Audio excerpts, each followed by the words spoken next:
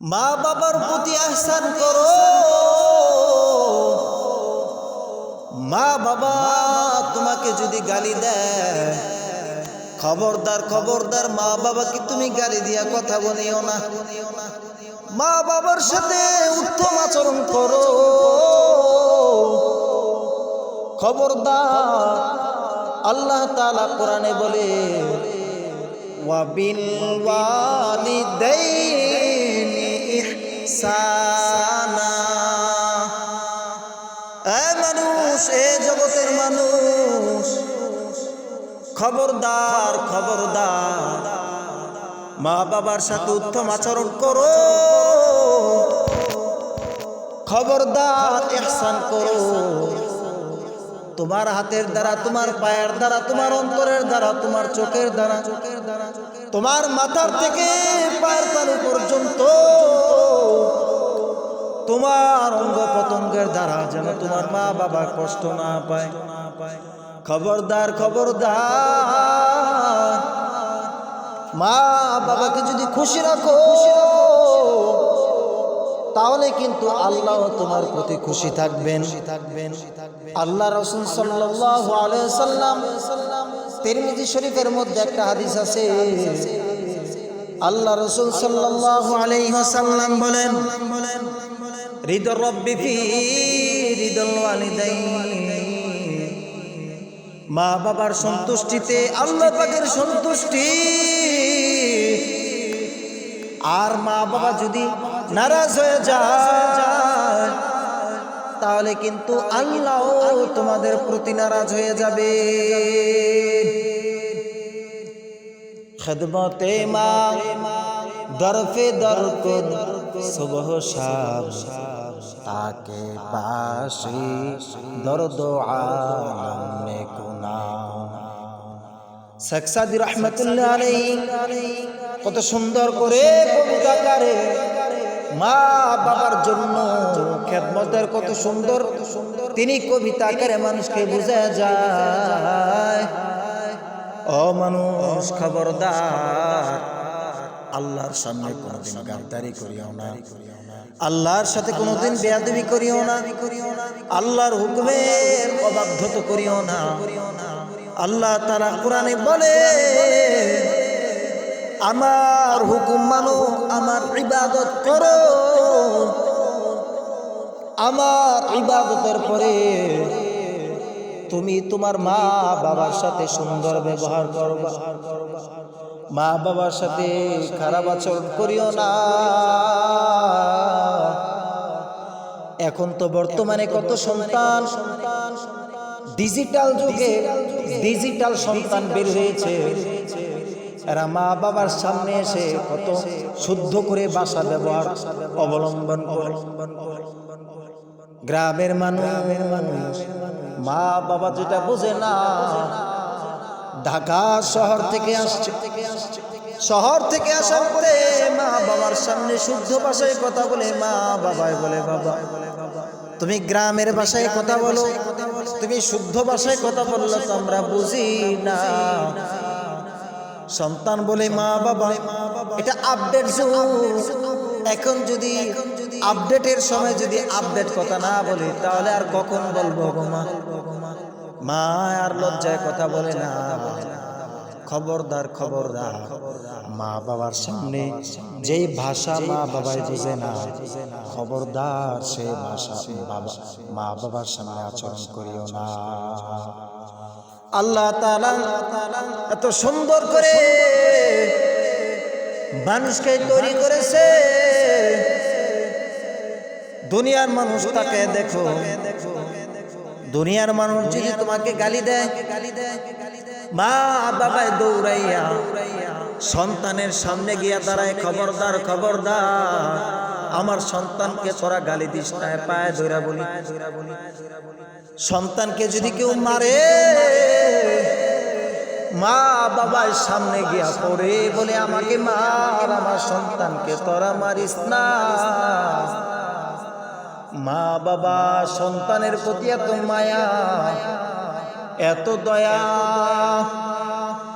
আল্লাহ তাআলা মা বাবাকে আল্লাহ তাআলার কাছে 99টা মায়া আল্লাহ রাইখা রাখছে, আর এই 99টা মায়ার থেকে একটা মায়া সারা পৃথিবীর মানুষের আল্লাহ তাআলা বন্টন করে দিয়েছেন।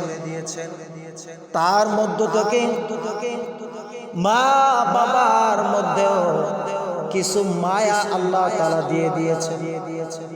এই মায়া পাওয়ার কারণে সন্তান যদি 20 বছর পরেও যদি বিদেশ থেকে আসে,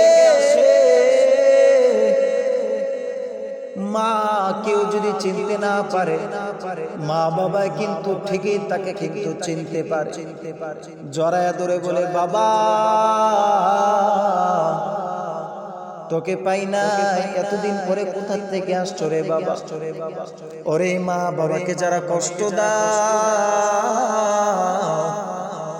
আল্লাহ তাআলার কাছে কিন্তু জবাব দেয়া পারবা না রে বাবা। বাবাই কিন্তু রাত্রে ঘুমায় গেছে, মা কিন্তু সজাগ, মা কিন্তু ঘুমায় না।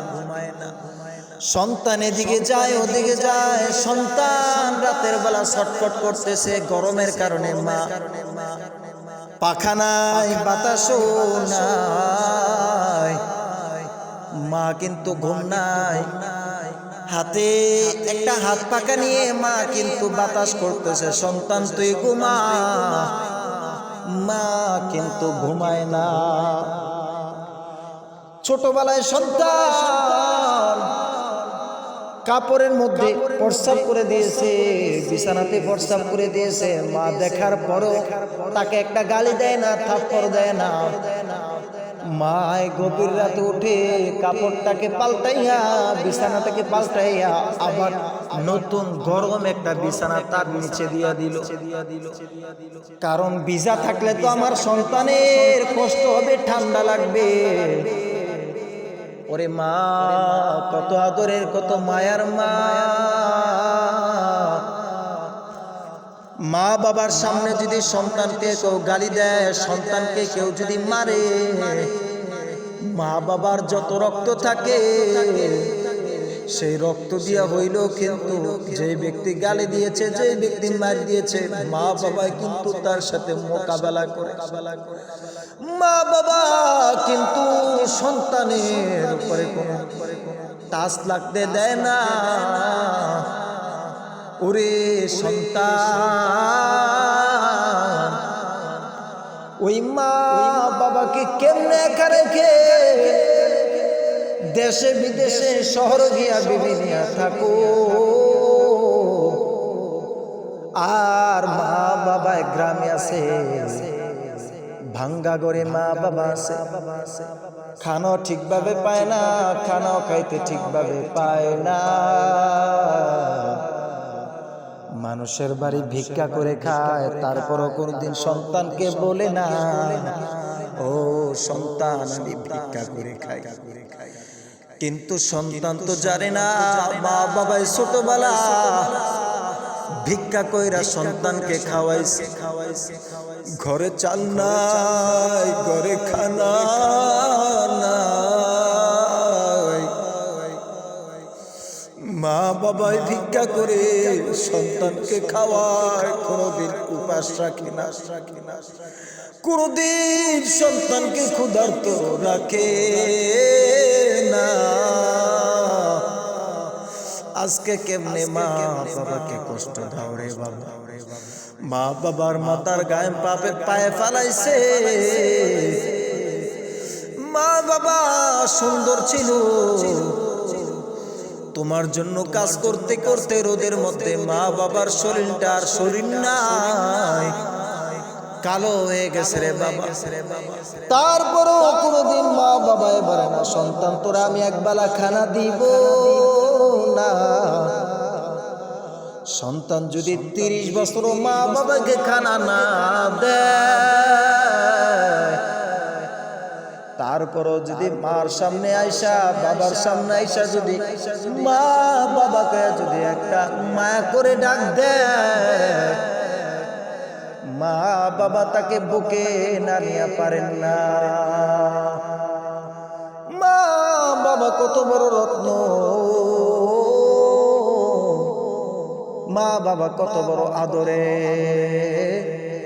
যারা মা বাবাকে চিনছে তারা মা বাবার কদমে নিজেকে বিলিয়ে দিয়েছে। আর যারা মা বাবাকে চেনে না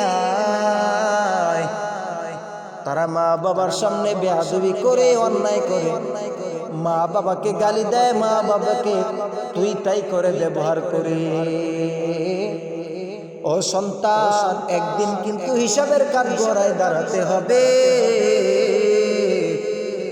যাওয়ার কোনো জায়গা নাই, ভাগার কোনো সুযোগ নাই। রোজার ঈদ চলে আসছে, কুরবানি ঈদ চলে আসছে, সন্তানের কাপড় কিনা দেওয়া লাগবে। বাবার কাছে যদি টাকা নাও থাকে, বাবা মা অন্যদের থেকে ধার করে আইনা সন্তানকে কাপড় কিনা দেয়।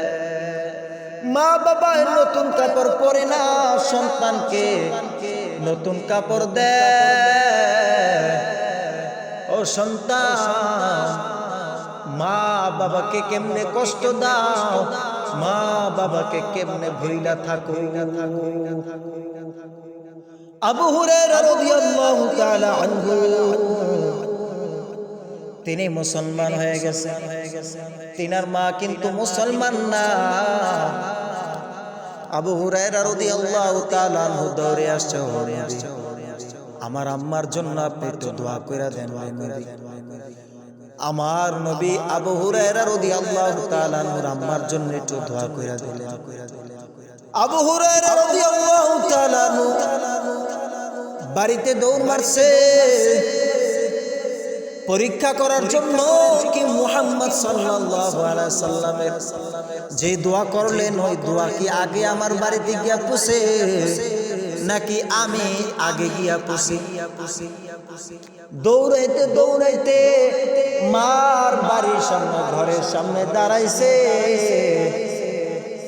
মাকে ডাক দিয়েছে। আবু হুরায়রা রাদিয়াল্লাহু তাআলা আনহুর মা ঘর থেকে সুন্দর করে দরজাটা খুলে বলে, বাবা তুমি ঘরে আসো।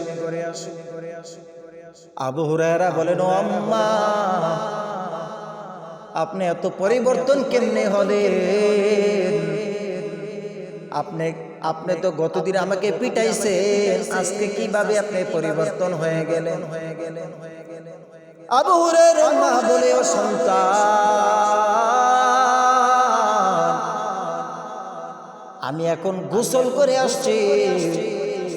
ও সন্তান, আমি নিয়ত করেছি কালিমা পড়ে আমি মুসলমান হয়ে যাব। খবরদার খবরদার। আবু হুরায়রা রাদিয়াল্লাহু তাআলা আনহু মুসলমান হওয়ার পরে তিনার মা যখন মুসলমান না, আবু হুরায়রাকে অনেক মারছে, অনেক পিটাইছে। তারপরও আবু হুরায়রা তিনার মাকেও একটা টু শব্দ গালিও তিনি দেন নাই। উত্তম আদর্শ দেখা দিয়েছে। এক সাহাবী আয়েশা বলেন, ও পয়গম্বর, আমি যুদ্ধে যাইতে চাই, আমি জিহাদ করতে চাই। জিহাদ ফি সাবিলিল্লাহ, আল্লাহর রাস্তায় আমি জিহাদ করতে চাই। ও নবী পয়গম্বর, আল্লাহর নবী বলেন, তোমার মা বাবার মধ্য থেকে কি কেউ জীবিত আছে? সাহাবী বলেন, ক্বালা নাআম। সাহাবী বলেন, হ্যাঁ হ্যাঁ হুজুর। মিন ওয়ালিদাইকা আহাদুন হাইয়ুন। ও পয়গম্বর, আমার মা বাবা তারা উভয়ে জীবিত আছে। আল্লাহর নবী বলেন, ও সাহাবী, তুমি কি আল্লাহর থেকে কি পরিপূর্ণ সওয়াবের আশা রাখো নাকি? সাহাবী বলেন, হুজুর হ্যাঁ, আমি আল্লাহর থেকে সওয়াবের আশা রাখি। আল্লাহর নবী বলেন, ও সাহাবী, দৌড়াইয়া চলে যাও, মা বাবার খেদমত করো, মা বাবার সাথে ভালো আচরণ করো, তাহলে আল্লাহ তাআলা তোমাকে পরিপূর্ণ সওয়াব, আল্লাহ তোমার আমলনামা দান করবে। আল্লাহর নবী বলেন, ও সন্তান, মা বাবা এত বড় রত্ন, এত বড় দামি সম্পদ, মা বাবা যদি হাত তুলে দোয়া করে দেয় তাহলে আর কিছুই লাগবে না, আল্লাহ তাআলা তোমাকে জান্নাত দিয়ে দিবে। কত ইতিহাস, কত কিছু ইতিহাস দেখা যায়।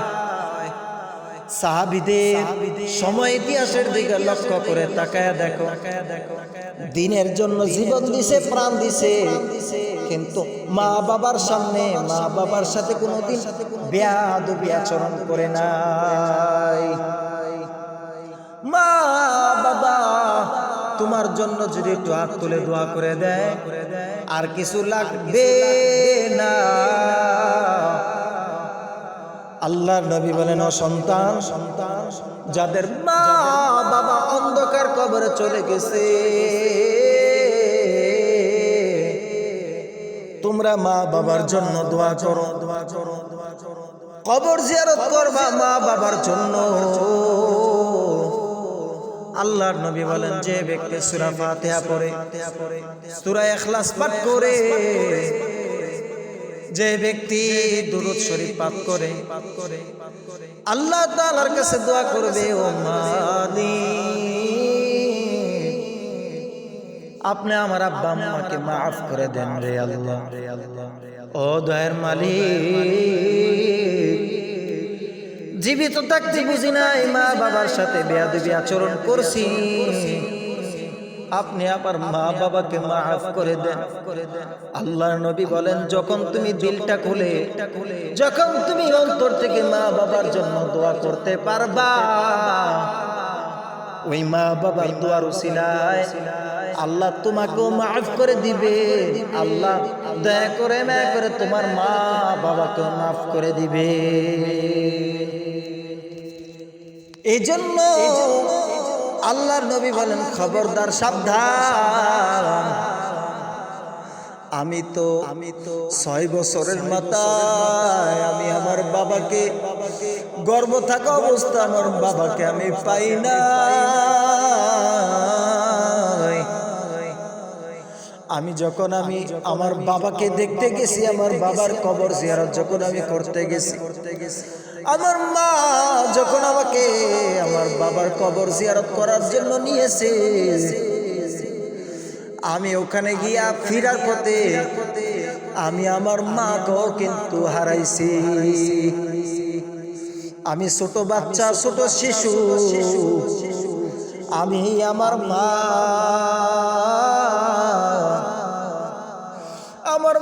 আমাকে ডাক দিছে, বাবা আসো, আসো, আমার কাছে আসো। আমি মনে হয় আর বাঁচবো না। উম্মে আইমানকে বলে, আমার সন্তানকে তার দাদার কাছে, আমার সন্তানকে যথাসময়ে পৌঁছে দাও। কেমন আমার নবী এতিম, নবীর মা নাই, বাবা নাই, তারপরও কিন্তু নবীকে কাফেররা ছাড়ে নাই, নবীকে কষ্ট দিয়েছে। আমার নবীকে এমন কষ্ট দিয়েছে কাফের বেঈমানেরা, আমার নবীর কান্না, আমার নবীর কান্নায় আসমানও কাঁদে, আমার নবীর কান্নায় জমিনও কাঁদে, আমার নবীর কান্না ফেরেশতারাও কিন্তু কাঁদে। আমার নবী যখন দিনের দাওয়াত নিয়ে যখন আমার নবী তায়েফের ময়দানে গিয়েছে,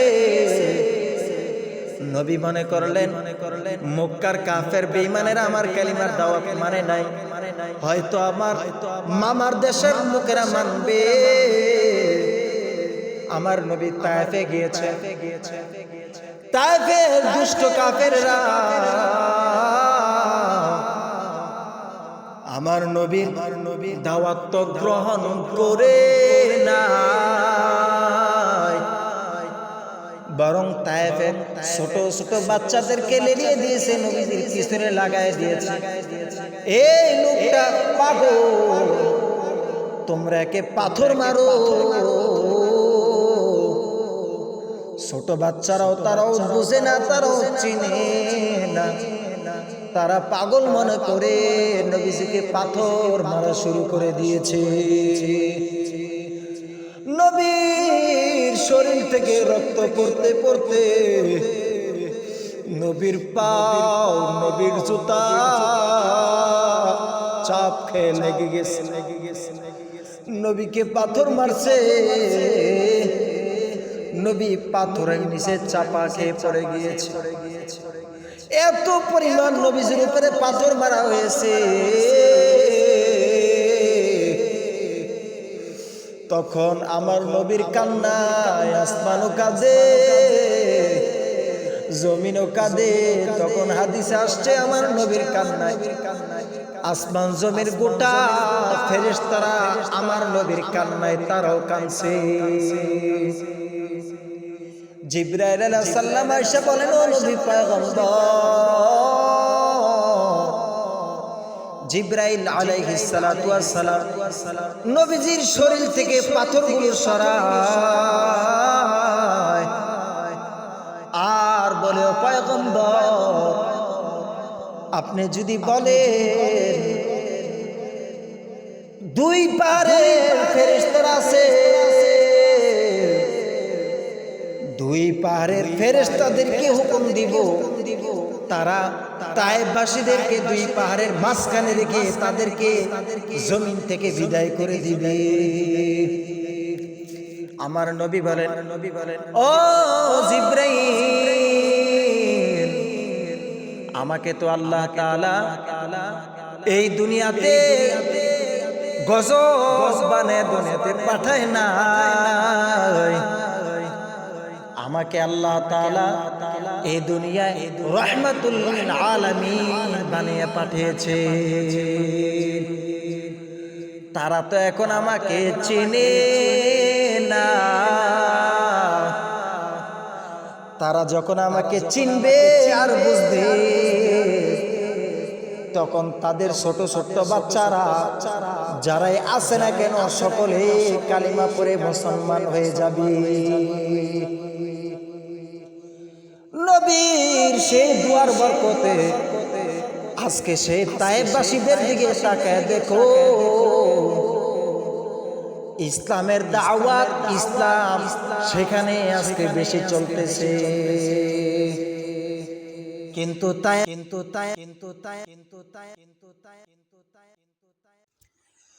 কিন্তু সে তায়েফবাসীরা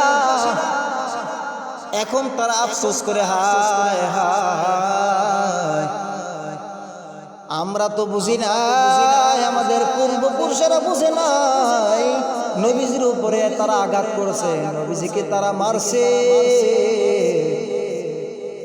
এই আফসোসটা কিন্তু তারা এখনো তাদের অন্তর থেকে কিন্তু আফসোসটা যায় না। ওরে মা বাবা এত বড় রত্ন, আমার নবী বলে আমি ছোটবেলায় আমি এতিম, আল্লাহর নবী বলেন যে ব্যক্তি এতিমের মাথায় হাতটা রেখে হাতটা বুলাইয়া দিবে আর যে ব্যক্তি এতিমের জন্য দোয়া করে দিবে, আল্লাহর নবী বলেন এতিমের জন্য দোয়া করার কারণে ওই এতিমের মাথায় যত পরিমাণ চুল আছে ওই চুলের সম পরিমাণ সওয়াব আল্লাহ তার আমলনামায় দিবে। যারা অন্যায় করছো, অন্যায় তো করিয়ে ফেলছো, এখনো সময় আছে মা বাবার কদমে হাতটা রেখে মা বাবাকে বলো, ও মা বাবা অন্যায় করেছি, ভুল করেছি, আপনি মাফ করে দেন। মা বাবার থেকে মাপ চাইলে কিন্তু সম্মান কমে না, আল্লাহ কিন্তু তোমার সম্মান বাড়ায় দিবেন রে বাবা। অন্যায় করছো, অন্যায় করছো, এখনো সময় আছে, তওবা করে নাও, আল্লাহর কাছে মাপ চাও, মা বাবার কাছে মাপ চাও, আর বলো মা না বুঝিয়া অন্যায় করেছি, আমি আবার ফিরে আসছি তোমার কাছে, মা তুমি মাফ করে দাও রে মা। তুমি যদি হাজার অন্যায় করো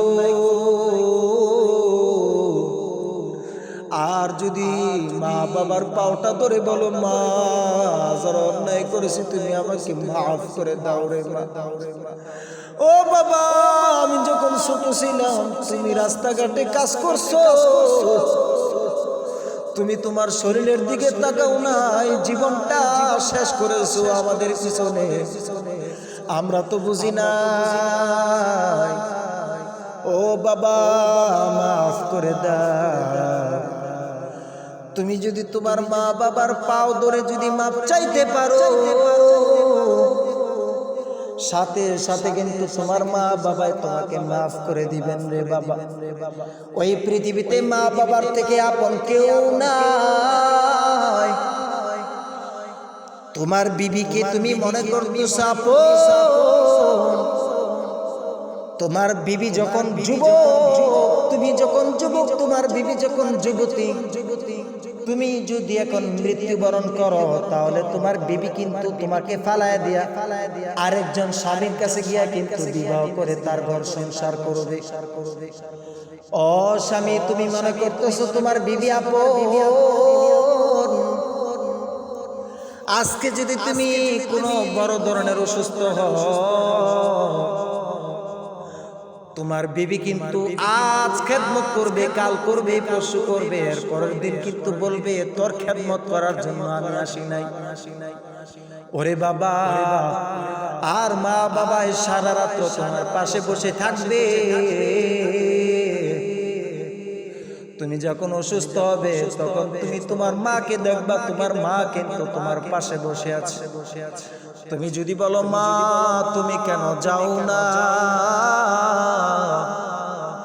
মা তোমাকে প্রশ্নের উত্তর দিবে রে বাবা, আমি কিন্তু তোরে গর্ভধারণ করছি রে বাবা, আমি কিন্তু তোকে জন্ম দিয়েছি, আর তোকে জন্ম দিতে গিয়ে এত কষ্ট, মনে হয় আমার পুরো পাহাড়টা আমার উপরে দিয়া দিছে মনে হইছে। ওরে বাবা, এত কষ্টের মধ্যে আমি কিন্তু তোর চেহারাটা দেখার সাথে সাথে সব কষ্ট কিন্তু ভুলিয়া গেছি রে বাবা। আমি তোকে জন্ম দিয়েছি, আমি যদি তোর পাশে না থাকি এই বিপদের দিনে বল আর তোর পাশে কে থাকবে রে বাবা। ওই আদরের মা বাবাকে একা রেখে আজকে যারা বিদেশের জমিনে আসো, আজকে যারা ছেলে সন্তান নিয়ে আসো, আজকে যারা বিবিকে নিয়ে আনন্দ করে খাও, তুমি বলো যখন ছোট ছিলে তোমার মা বাবা যদি আনন্দ করে খাইতো, তোমাকে যদি না দেখতো তাহলে কেমনে তুমি বড় হইতা? ওই মা বাবাকে কষ্ট দিও না, যদি কষ্ট দিয়া থাকো এখনো সময় আছে, তওবা করো, মা বাবার পায়ে ধরে মাপ চাও গো, পায়ে ধরে মাপ চেয়ে বলো মা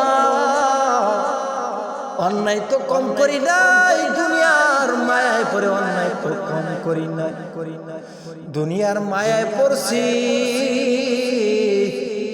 ও মা বাবা অন্যায় তো কম করি নাই। যদি মাফ না করো আল্লাহ কিন্তু আমাকে মাফ করবেন না, তোমরা আমাকে মাফ করে দাও। খোদার কসম করে বলি এই পৃথিবীতে মা বাবার থেকে আপন কেউ নাই। যদি মাফ চাও সাথে সাথে তোমার মা বাবা তোমাকে মাফ করে দিবেন রে বাবা।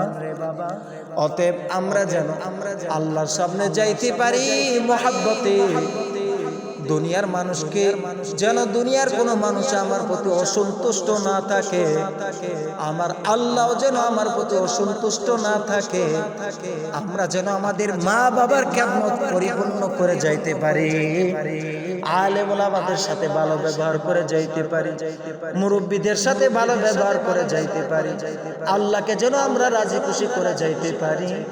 আল্লাহ তাআলা আমাদের সকলকে তৌফিক দান করে সকলে বলি আমিন।